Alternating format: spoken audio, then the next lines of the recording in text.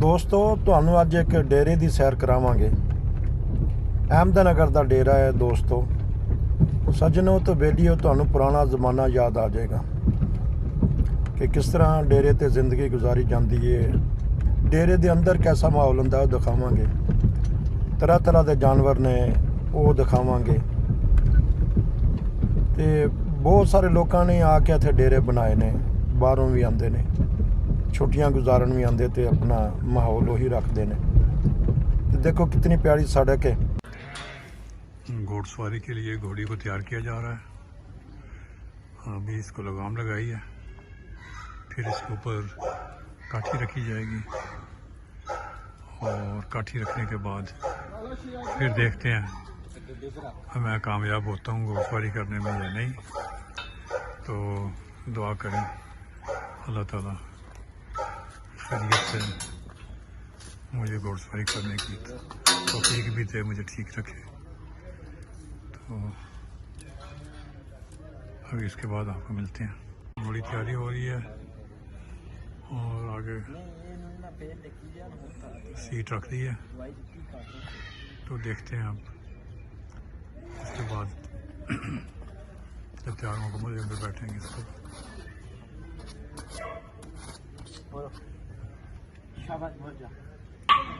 दोस्तों घोड़ा तैयार है।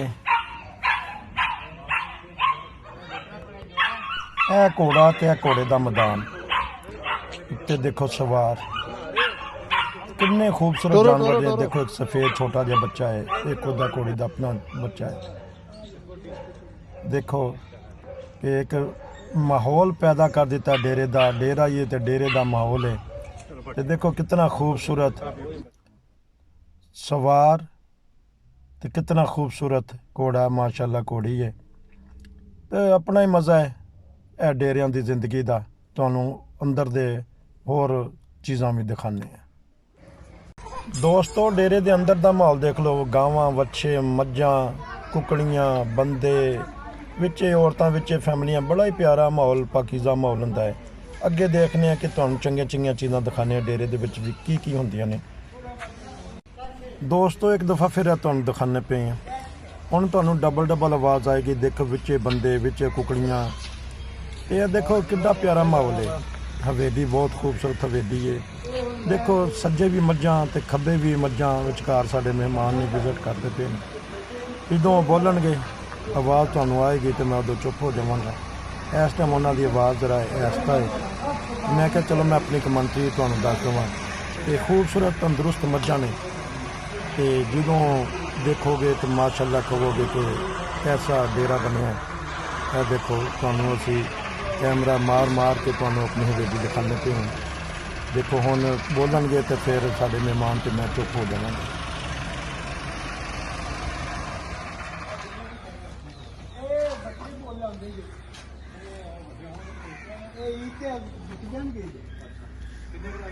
बड़ी खराब पानी पे बड़ी छोटी चवानी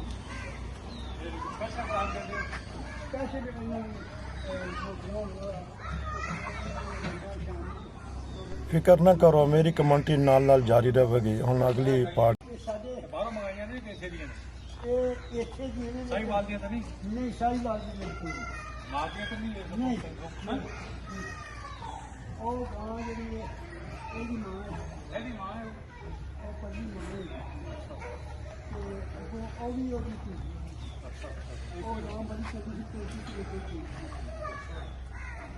कितने किलो गोश्त हो जाएगा?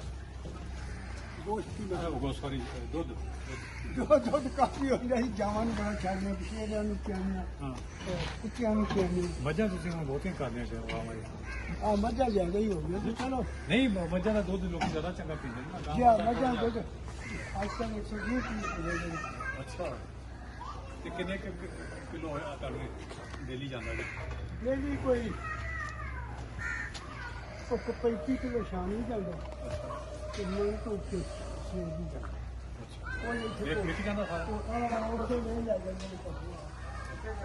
ये चंगा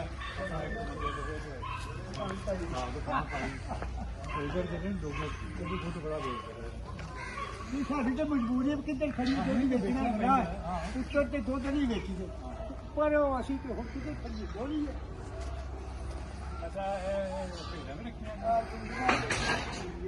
अच्छा एक बकरी है तेरे कुत्ते नहीं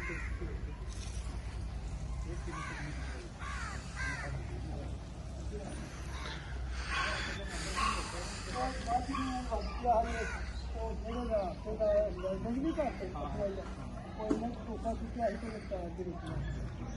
पता नहीं लगा पानी जैसे कि नहीं पता लगा पैर खिलाया वो भी चुका दिया कहीं ना जाए सोच पैरी हो कोई लत बेहतर से पैर है नहीं लत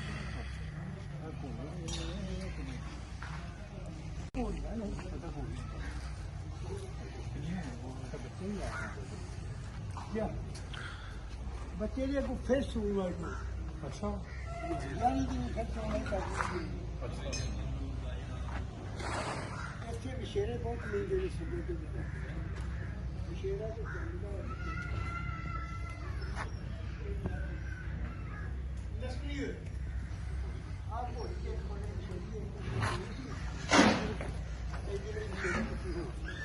आपको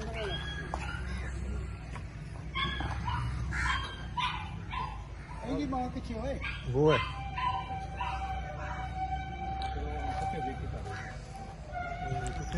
कुत्ते वो कमरे सामने कमरे में बढ़ देते नहीं कुत्ते नहीं नहीं हैं नहीं यार को लात नहीं मैं कुत्ते से नहीं नहीं वो पिंजरे में बंद किए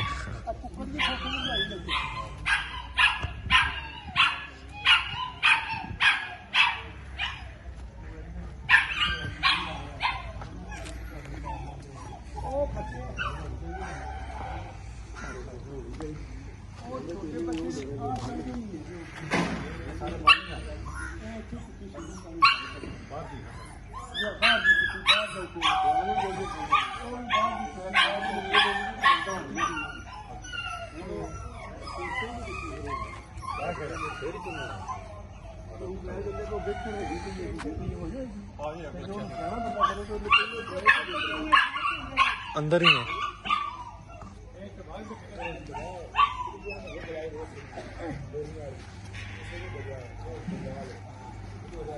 अच्छा अंदर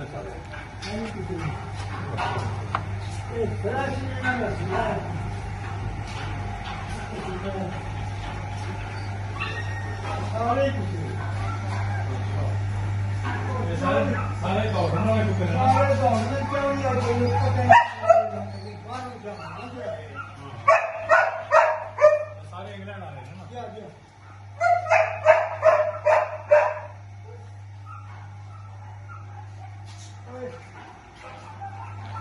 उसकी मसल खराब है उसका मसल खराब है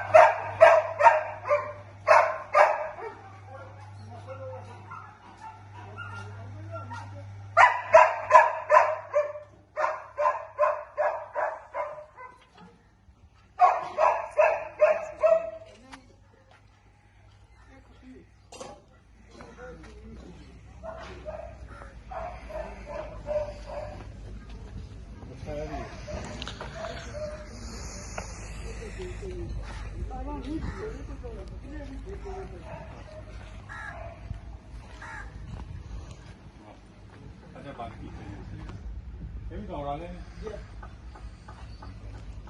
ਤੇ ਹੁਣ ਉਧਰ ਕੀ ਰੱਖਣਾ ਜੋ ਪਰਲੇ ਬੰਨੇ ਜਿਹੜੀ ਉਹ ਉਹ ਪਰਦਿਆਂ ਦੇ ਵਿੱਚ ਤੇ ਅਸੀਲ ਕੁੱਕਰ ਅੱਛਾ ਤੇ ਕੁੱਕੀ ਅੱਛਾ ਉਹ ਤਾਂ ਮੁਰਗਿਆਂ ਦਾ ਸਾਰਾ ਉਹ ਤੇ ਕਬੂਤਰ ਰੱਖੇ ਨੇ ਅੱਛਾ ਕਬੂਤਰ ਨਹੀਂ ਹੈ ਅਡਾਈ ਜੇ ਨਹੀਂ ਨਾ ਦੇਖੀ ਜੇ ਹਾਂ ਬਸ ਰੱਖੇ ਹੋਏ ਤੋਂ ਰੱਖੇ ਹੋਏ ਤੇ ਆ ਚੌਧਰੀ ਦਾ ਕਮਰਾ ਤਿਆਰ ਹੋ ਗਿਆ ਅੱਛਾ ਇਹ ਜਦੋਂ ਆਮ ਜਾਣ ਤੋਂ ਤੁਸੀਂ ਜਾ ਕੇ ਜਿਹੜੇ ਦਵਾ ਬੂਝਾ ਜੀ ਉਹ ਜਿਹੜੇ ਸੀ ਆਇਆ ਨੇ